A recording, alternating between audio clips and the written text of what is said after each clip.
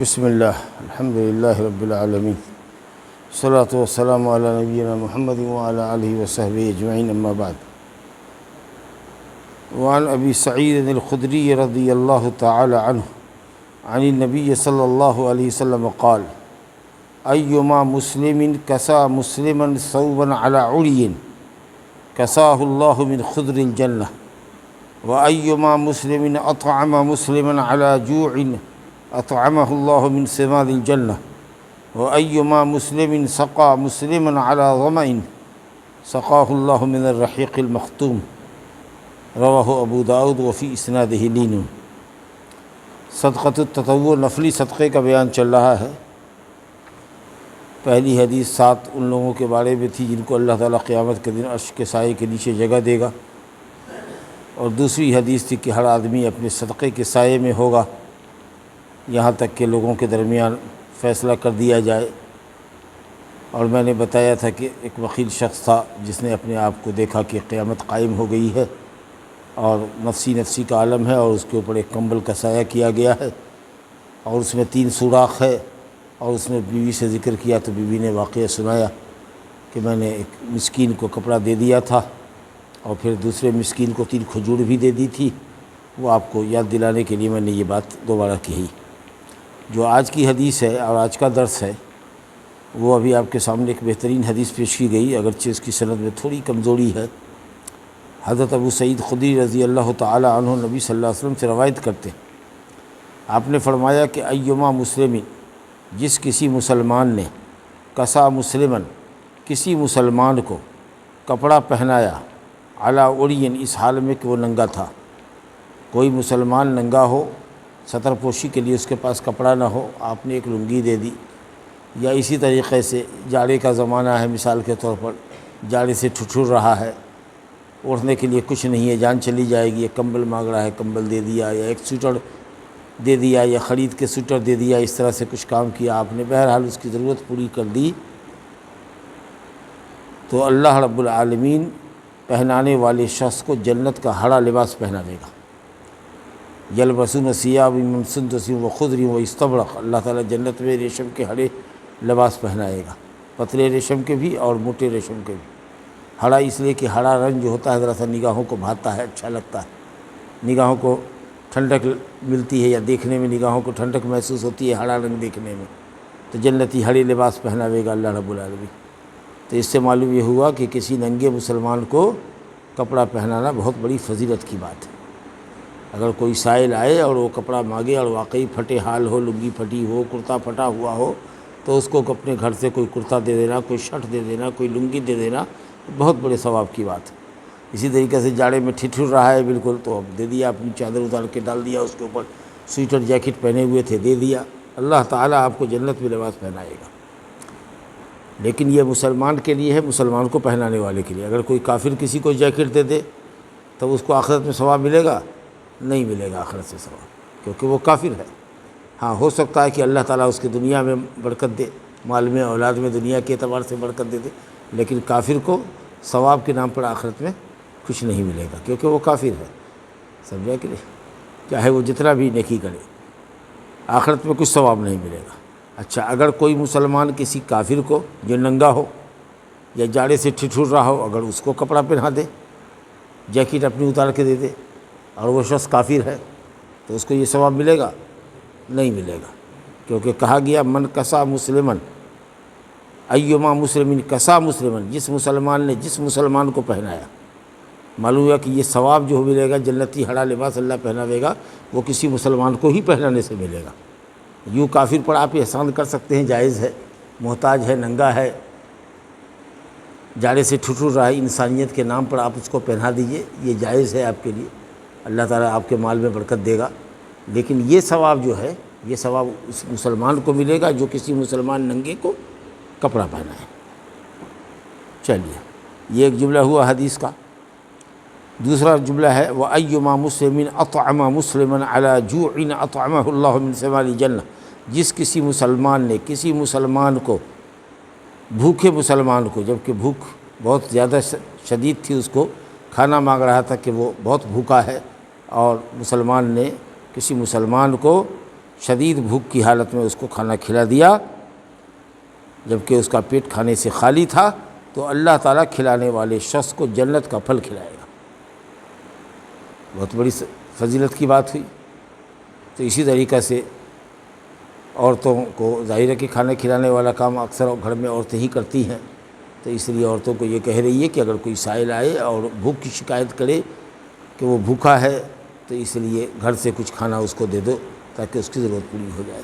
یا اسی طریقہ سے آپ سے کوئی شہر میں مانگے کہ وہ بہت بھوکا ہے، تو چلیے کہیے گا ٹھیک ہے بھائی دو ان کو کھانا دو۔ بھوک کی شکایت کر کے کچھ لوگ مانگتے رہتے ہیں، یہاں بھی بھوک کی شکایت کرتے ہیں، وہاں بھی کرتے ہیں، وہاں بھی کرتے ہیں، وہاں بھی کرتے ہیں، کہے گا چلو بہت بھوکے ہو، کیوں نہ مسلمان ہو، چلو کسی ہوٹل میں لے جائے، کہا بھائی دو اس کو 4 روٹی دو، گوشت سالن دو، کھاؤ، پیسہ ہم پیٹ کر دیتے ہیں۔ ماشاء اللہ، اچھی بات ہے۔ تو اگر کوئی مسلمان بھوکا ہو تو اللہ تعالیٰ جنت کا پھل آپ کو کھلائے گا۔ وَأَيُّمَا مُسْلِمٍ سَقَى مُسْلِمًا عَلَىٰ ظَمَإٍ سَقَاهُ اللَّهُ مِنَ الرَّحِيقِ الْمَخْتُومِ، اور کوئی مسلمان اگر کسی مسلمان کو پانی پلا دے جبکہ وہ بہت پیاسا ہو، تو گھر میں بیٹھایا آپ نے، پانی پلا دیا اس کو، سیراب ہو گیا، تو اللہ رب العالمین قیامت کے دن آپ کو خالص مہر بند شراب پلائے گا، جنت کی صاف ستھری شراب جس کے اندر کوئی نشہ نہیں ہوگا، کوئی اول فول بکے گا نہیں آدمی پینے کے بعد، چال میں لڑکھڑاہٹ نہیں آئے گی، سر میں درد نہیں ہوگا، کوئی نشہ نہیں ہوگا۔ رحیق کہتے ہیں بالکل صاف شفاف خالص مختوم، جس کے اوپر مہر لگی ہوئی ہوگی، بند کھلا نہ ہو، اس کا بوتل کھلی نہ ہو، اور آخری گھونٹ کے اندر بھی کستوری کی مہک ہو۔ دنیا میں کیسی ہی مہنگی شراب کیوں نہ ہو، آدمی آخری گھونٹ جو پیتا ہے تو کڑوی گھونٹ ہوتی ہے، گدلا پن ہوتا ہے اس کے اندر، لیکن جنتی شراب کا آخری گھونٹ بھی جو ہوگا وہ کستوری کی خوشبو لیے ہوگا، تو پہلی جو چسکی ہوگی بوتل سے وہ کتنی عمدہ ہوگی، سمجھا کہ نہیں؟ یسقون من رحیق مختوم ختامہ مسک وفی ذلک فلیتنافس المتنافسون، ویسقون من رحیق مختوم مہر بند شراب جنتیوں کو اللہ پلائے گا، ختامہ مسک، اس کا آخری گھونٹ بھی مسک ہوگا، خوشبو، مشک کی خوشبو جو ہوتی ہے، جو عمدہ خوشبو ہوتی ہے، اس طرح کا آخری گھونٹ ہوگا۔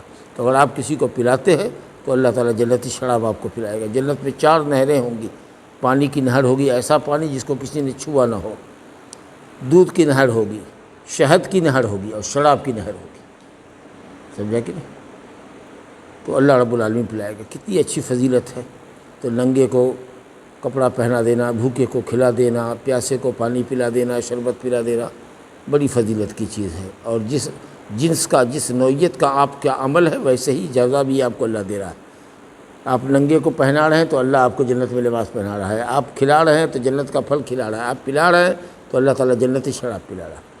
تو جزا من جنس العمل، جس جنس کا عمل ہے اسی جنس کی جزا بھی ہے۔ تو یہ ہوا بہت اچھا صدقہ ہے جس کا ذکر کیا گیا۔ دوسری حدیث دیکھیے، ان حکیم، اچھا اگر مان لیجئے کہ کوئی آدمی کسی پیاسے کو اگر پانی پلا دے یا کسی کافر کو پانی پلا دے، مسلمان ہے کسی کافر کو پانی پلا دے، تو ثواب اجر ملے گا انشاءاللہ، بھلے ہی یہ ثواب ملے یا نہ ملے لیکن ثواب ملے گا۔ مشہور واقعہ ہے کہ ایک عورت تھی، بدکار عورت تھی، اور اس نے ایک پیاسے کتے کو پانی پلا دیا، تو اللہ نے اس کی اس نیکی کو قبول کر کے اس کو جنت میں داخل کیا۔ گویا کہ تھی مسلمان لیکن بدکاری تھی، ساری زندگی کی بدکاری اللہ تعالیٰ نے اس عمل کی وجہ سے معاف کر دیا۔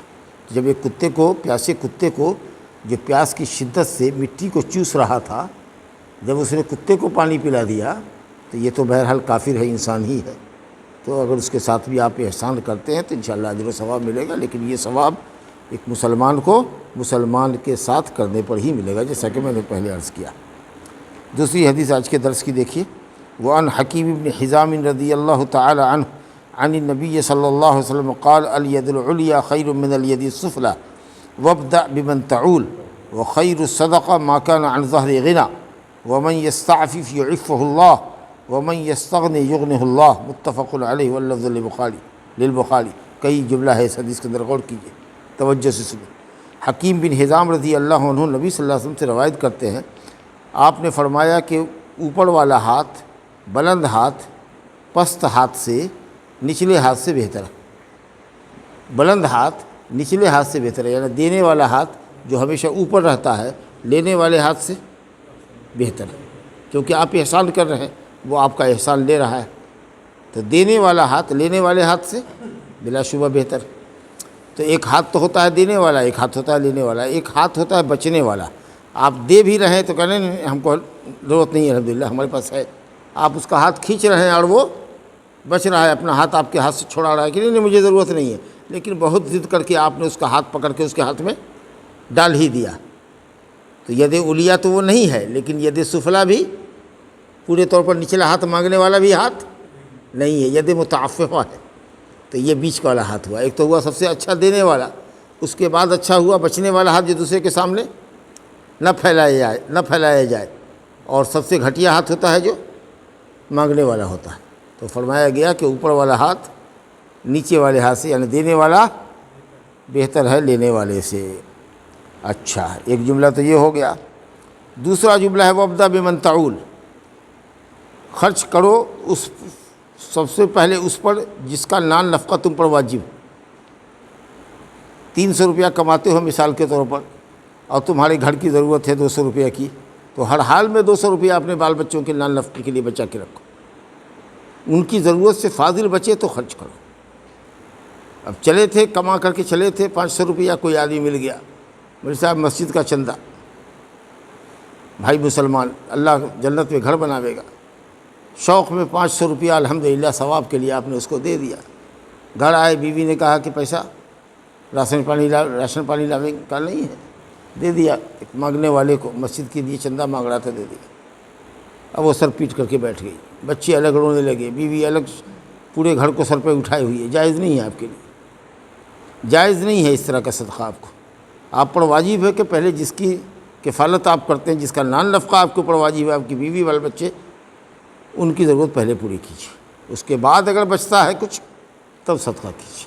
وَابْدَأْ بِمَنْ تَعُولُ، جس کی کفالت تم کرتے ہو، جس کا نان نفقہ تم پر واجب ہے، اس سے شروع کرو، پہلے اس کو دو، اس کے بعد بچ جائے تب دوسرے کو۔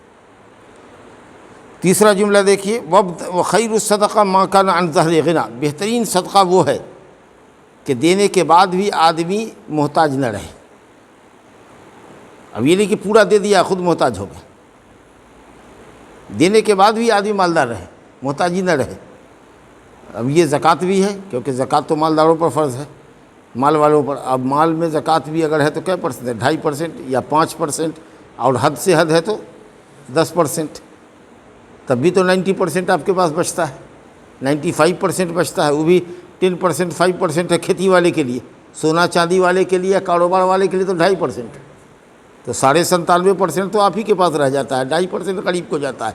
تو زکوٰۃ دینے کے بعد بھی آپ مالدار ہیں، اور اگر نفلی صدقہ مراد ہے تو آپ اپنے بال بچوں کی ضرورت کے لیے رکھ لیجئے، اس کے بعد جو بچے اس کو اگر آپ دیتے ہیں تو ماشاءاللہ مالداری ہے آپ کو، یعنی آپ اپنی ضرورت کے لیے دوسرے کے محتاج نہیں ہے، اور کچھ ضرورت کے بعد بھی بچ گیا آپ کے پاس، اس میں سے خرچ کیجیے۔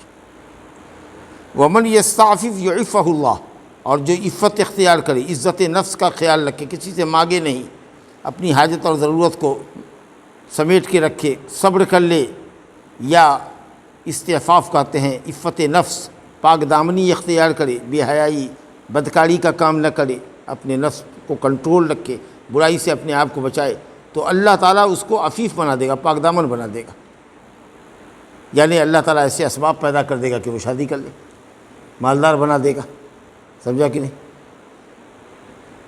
یا کوئی اور صورت پیدا ہو جائے گی، خواہش ہی نہیں پیدا ہوگی اس کے دل میں جب تک کہ اللہ اس کو شادی کے لائق نہ بنا دے۔ تو اللہ سے ہمیشہ دعا کرنی چاہیے کہ اللہ ہماری عزت نفس کی حفاظت فرما، کہ کسی کے سامنے اپنے آپ کو ذلیل نہ کریں ہم، اور بے حیائی اور بدکاری سے بھی اللہ تعالیٰ بچا، تو اللہ تعالیٰ اس کے لیے سامان مہیا کرتا ہے، پاک دامنی کا سامان مہیا کر دیتا ہے۔ وَمَنْ يَسْتَغْنِ يُغْنِهُ اللَّهُ، اور جو بے پرواہی یا بے نیازی اختیار کرتا ہے، مال والے کے مال کو دیکھتا ہے تو للچاتا نہیں ہے، لاکھ گڈی گن رہا ہے، اپنا چلتا بڑھا، یہ نہیں کہ دیکھ رہا ہے للچائی ہوئی نظروں سے، سمجھا کہ نہیں؟ جتنا ہم کماتے ہیں اتنا ہمارے لیے کافی ہے، اس کے پاس اپنا لاکھ رہے کروڑ رہے، اس سے ہم کو کیا مطلب ہے؟ ہمارے لیے جتنی ہماری محنت ہے اتنا ہی ہمارے لیے، وہی ہمارا ہے۔ تو کبھی کسی کے مال کو دیکھ کر کے لالچ نہیں کرتا ہے، یا آنکھوں میں اس کی چمک نہیں آتی ہے، یا چاہت نہیں ہوتی ہے کہ جو دے دیتا ہے کچھ اس میں سے، کھڑا ٹکٹکی باندھے ہوئے دیکھ رہا ہے، وہ گن رہا ہے کہ 1000 روپیہ ہم کو دے دے گا، وہاں سے چلتا بنا، الحمدللہ اللہ تعالیٰ اس کو بے نیاز کر دے گا، اس کے دل کو مالدار کر دے گا، کہ کسی بھی پیسے والے کو دیکھ کر کے اس کے دل میں لالچ ہی پیدا نہ ہو۔ بہت سارے لوگ ہوتے ہیں کہ خزانہ ان کا بھرا ہوا ہوتا ہے لیکن دل بڑا فقیر ہوتا ہے، کتنا بھی خزانے میں ڈالے اس کا خزانہ کبھی نہیں بھرتا ہے۔ جیسے ریتیلی زمین میں کتنا بھی پانی ڈالیے ریت کے اندر، وہ کبھی ریت بھیگتی نہیں ہے، وہ سب پانی کو سوکھتا چلا جائے گا، ریت جو ہے کبھی بھی پانی اوپر نہیں آئے گا۔ وہی حال ہوتا ہے اس کا۔ لالچی کو اگر پورا خزانہ دے دیجئے، پورے ملک کی بادشاہت بھی دے دیجئے، خزانہ دے دیجئے، اس لالچی کا پیٹ نہیں بھرے گا۔ اب کتنا آدمی ہوتا ہے کہ دل کا بڑا غنی ہوتا ہے غریب، لیکن دل اس کا بالکل شفاف شیشے کی مانند ہے کہ اگر اس پر ایک قطرہ بھی پانی ڈالیے گا تو وہ اس کو ایبزارب نہیں کرے گا، وہ اس کو جذب نہیں کرے گا، گرا دے گا وہ۔ ہاں، تو دل اصل میں نبی صلی اللہ علیہ وسلم نے فرمایا الغنا غنا النفس لا غنا المال، مالداری پیسے کی مالداری نہیں ہے، دل کی مالداری ہونی چاہیے، ٹھیک ہے۔ تو جس نے بے نیازی اختیار کی، دوسرے کی دولت پر دیکھ کے للچایا نہیں، وہ اللہ تعالیٰ اس کو بے نیاز کر دے گا۔ یا ہو سکتا ہے کہ کل کو اللہ تعالیٰ اس کو خود بھی اللہ تعالیٰ مالدار کر دے اور وہ دوسروں کو دینے لگی، تو یا تو نفس کے اندر قناعت عطا فرما دے گا، بے نیازی عطا کر دے گا، یا مال آپ کو اتنا دے دے گا۔ اس لیے کبھی بھی دوسرے کے مال کو دیکھ کے للچانا نہیں چاہیے۔ بہترین حدیث تھی کہ دینے والا ہاتھ ہمیشہ یاد رکھیے لینے والے ہاتھ سے بہتر ہے۔ بال بچوں پر خرچ کرنا پہلے مقدم ہے، اس کے بعد کسی فقیر مسکین کو دینا ہے۔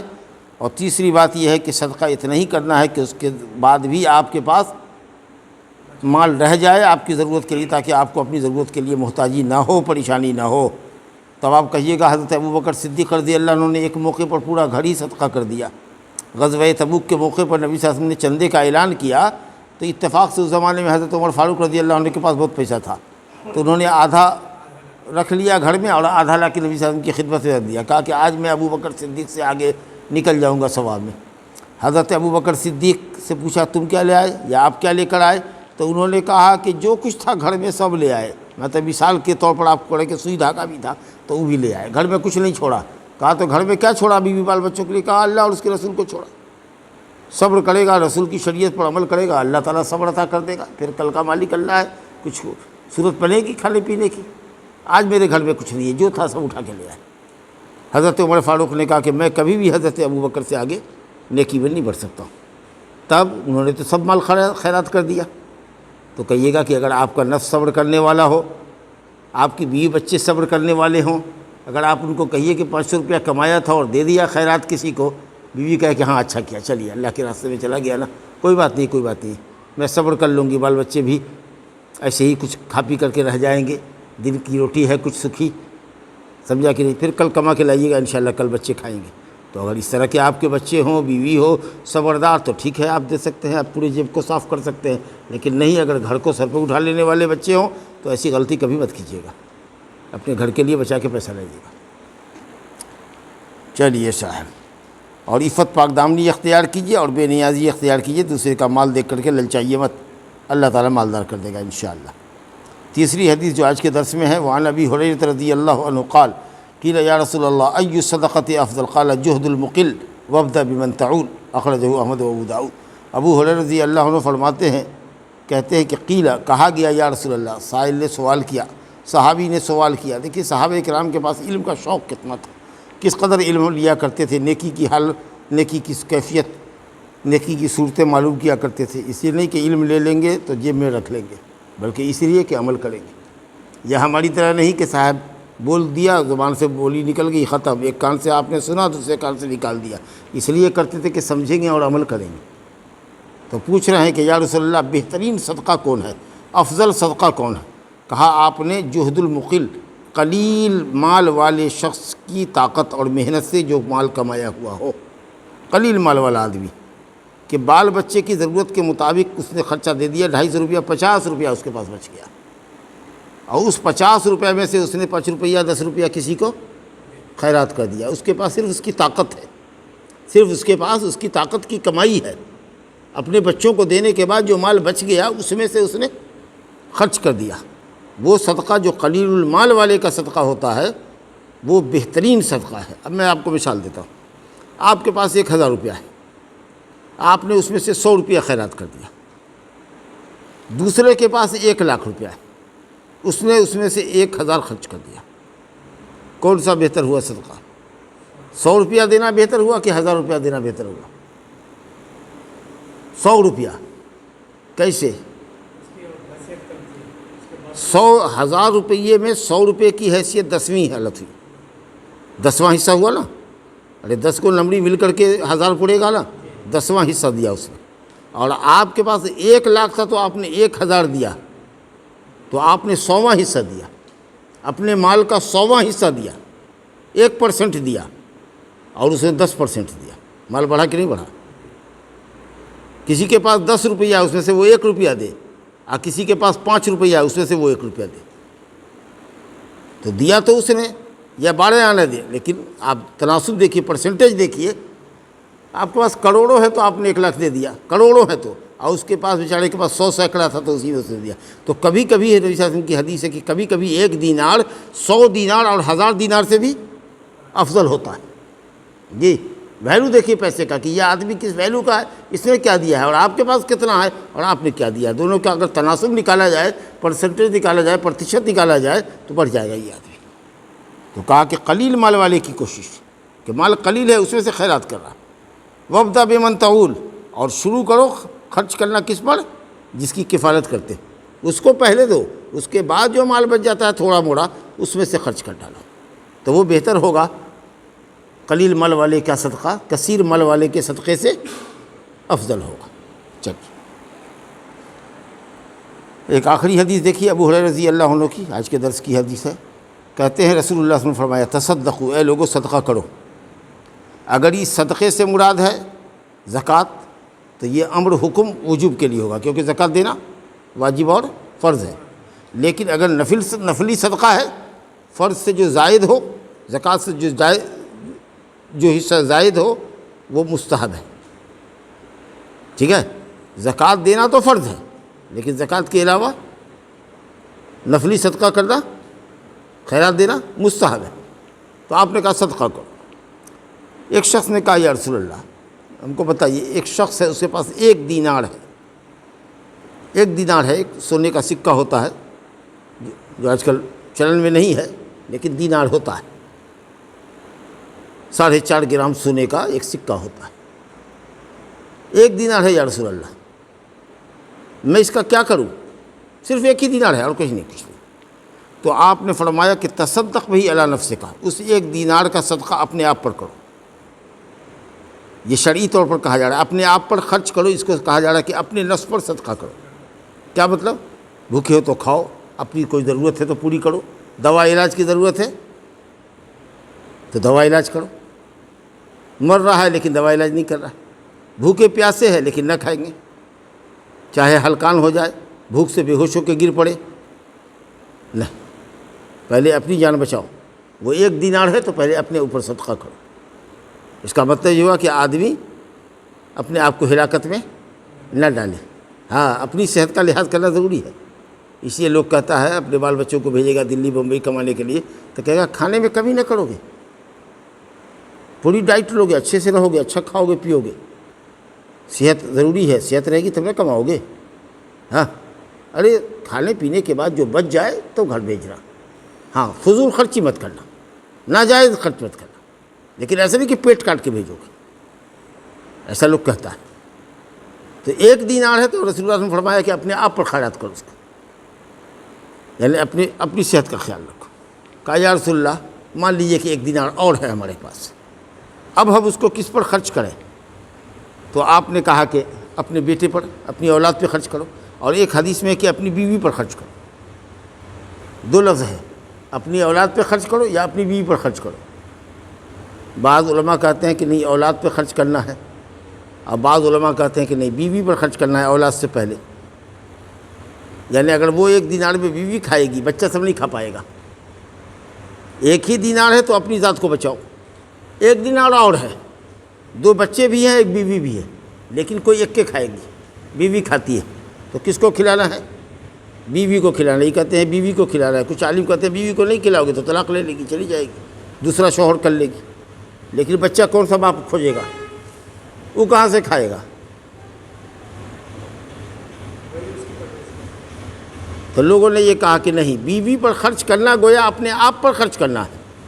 کیونکہ آدمی جو بیوی سے فائدہ اٹھاتا ہے، اگر اس کو کھانا خرچہ نہیں دو گے تو وہ طلاق مانگے گی، اور اگر طلاق لینے پر وہ مجبور کر دیا تم نے، اس نے اپنے آپ کو، یا طلاق اس نے لینے پر خود کو مجبور پایا اور تم سے زبردستی اس نے طلاق لے لیا، اب پھر تمہارے پاس شادی کی طاقت نہیں ہے، تو سمجھ سکتے ہو کہ اس کا نقصان تم پر ہوگا۔ تو اس لیے بعض اہل علم کہتے ہیں کہ نہیں، بیوی پر خرچ کرو۔ بیوی پر خرچ کرنا گویا کہ ایک طرح سے اپنے آپ پر خرچ کرنا۔ لا الہ الا اللہ۔ اس کے بعد پھر اس شخص نے کہا کہ یا رسول اللہ 1 دینار مان لیجیے کہ اور ہے ہمارے پاس، تو کہا کہ اپنے خادم پر خرچ کرو۔ ظاہر ہے کہ اب وہ جب بیوی مقدم ہو جائے گی تو اب جو ہوگا دینار، تیسرا دینار وہ کس پہ ہوگا؟ اولاد پہ ہوگا، کیونکہ بیوی کے بعد تو کم سے کم اولاد کا درجہ تو آئے گا ہی۔ لیکن اب یہاں گڑبڑ ہو جاتا ہے کہ اولاد بھی ہے، ماں باپ بھی ہے، تب اولاد کو دیں کہ ماں باپ کو دیں؟ اولاد چھوٹی ہے، کمانے کے لائق نہیں ہے، لیکن ماں باپ ابھی ہیں کمانے کے لائق۔ باپ کچھ کما سکتا ہے بھاگ دوڑ کر کے، کچھ کما لے گا، لیکن یہ بچہ کہاں جائے گا؟ تو اسی اولاد کو مقدم کرو نا۔ کما رہا ہے آپ کا بچہ، لیکن جتنا کما رہا ہے کہ اس کی بیوی اپنے بچے ہی میں وہ خرچ کر پا رہا ہے، جب وہ نہیں ہو رہا ہے باپ ماں کو کہاں سے دے گا؟ تو چلو بھیا ٹھیک ہے، اپنے بچوں ہی کو دیکھو، بچ جائے گا تب ماں باپ کو دیکھنا۔ جی کچھ لوگوں نے کہا نہیں، ماں باپ کا مقام اونچا ہے، وہ بات ٹھیک ہے، لیکن باپ کچھ کما سکتا ہے، ہاتھ پیر ہلا سکتا ہے، اگر ایسی پوزیشن میں ہے تو ماں باپ پر مقدم کرو اپنی اولاد کو۔ خیر، اب 1 دینار اور ہے، تو نبی صلی اللہ علیہ وسلم کہا کہ تو بہتر جانے کہ کہاں خرچ کرے، کسی مسجد میں دے دے، کہ مدرسہ میں دے دے، کہ پل پلیاں بن رہی ہے وہ دے دے، یا کوئی خیرات مانگنے والا اس کو دے دے۔ اس کا مطلب یہ ہوا کہ آدمی کے اوپر ذمہ داری ہے پہلے اپنے آپ پر خرچ کرنے کی، اس کے بعد ذمہ داری ہے بیوی پر خرچ کرنے کی، اس کے بعد ذمہ داری ہے اولاد پر خرچ کرنے کی، اس کے بعد ذمہ داری ہے ماں باپ پر خرچ کرنے کی، اس کے بعد ذمہ داری ہے آپ کے جو نوکر چاکر ہیں جن کو آپ دیکھتے ہیں پیسہ، ان پر خرچ کرنا ہے۔ اس کے بعد بھی آپ کے پاس کوئی دینار، 6واں دینار یا 5واں دینار ہے تو آپ بہتر سمجھتے ہیں کہ اس کو کہاں خرچہ کریں، جہاں آپ سمجھیے وہاں آپ اس کو خرچہ کر دیجیے۔ کہا یا رسول اللہ میرے پاس 1 دینار اور ہے۔ کہا انت ابصر بھی، تو بہتر فیصلہ کرے کہ وہ دینار تم کو کہاں خرچ کرنا ہے، لیکن ترتیب جو ہے خرچ کرنے کی وہ یہی ہوئی، سمجھا کہ نہیں؟ تو اپنی صحت کا لحاظ کرنا ہے۔ کتنے لوگ ایسے ہوتے ہیں کھانا اچھا دیکھیں گے، پیٹ بھرا ہوا ہے، بھوک نہیں ہے، لیکن دیکھیں گے کہ اچھا کھانا ہے تو اور ٹھوسیں گے اور کھائیں گے، پیٹ کو ایک دم بھر لیں گے، اور تماشا اس پر یہ کریں گے کہ پیپسی پلا، پیپسی کھا بھی رہا ہے، پیٹ کو بھر بھی رہا ہے، ہضم کرنے کی دوائی بھی پیپسی اوپر سے پی رہا ہے، اور جان رہا ہے کہ اس کے بعد کھا کر کے چلیں گے، گاڑی جب ہچکولا مارے گی تو منہ دیے نکلے گا، اور گھر پہنچیں گے تو نیچے دیے بھی نکلے گا، لیکن پھر بھی کھایا جا رہا ہے۔ جائز ہے اس کے لیے یہ کرنا؟ حرام ہے بالکل، اپنے آپ کو ہلاکت میں ڈال رہے ہو۔ کٹی کٹی ڈکار آئے گی، تمہارا پیٹ خراب ہو جائے گا، ایک وقت کیا کھانا کھایا تم نے، 1000 روپے کا علاج لگ جائے گا تم کو، سوئی پانی چڑھے گی۔ تو جب بھوک لگے، جب کھانے کی خواہش ہو تو کھاؤ، پیٹ بھرا ہوا ہے زبردستی کھا رہے ہیں جب کہ جان رہے ہو کہ کھانا ہمارے لیے نقصان دہ ہوگا، بیمار پڑ سکتے ہیں ہم، مت کھاؤ، جائز نہیں ہے۔ ہاں، کیونکہ صحت کی حفاظت، حفظان صحت ضروری ہے، اسی لیے نے فرمایا کہ اگر 1 دینار ہے تو پہلے اپنی ذات پہ خرچ کرو، اپنی ضرورت پوری کرو۔ تو جب اپنی ضرورت آپ پوری کریں گے تو ظاہر ہے کہ وہ چیز جو آپ کے لیے باعث تکلیف ہے اس سے بچنا تو آپ پر اور زیادہ لازم ہے۔ چلیے، وباللہ التوفیق، صلی اللہ علیہ نبینا محمد و آلہ وسلم۔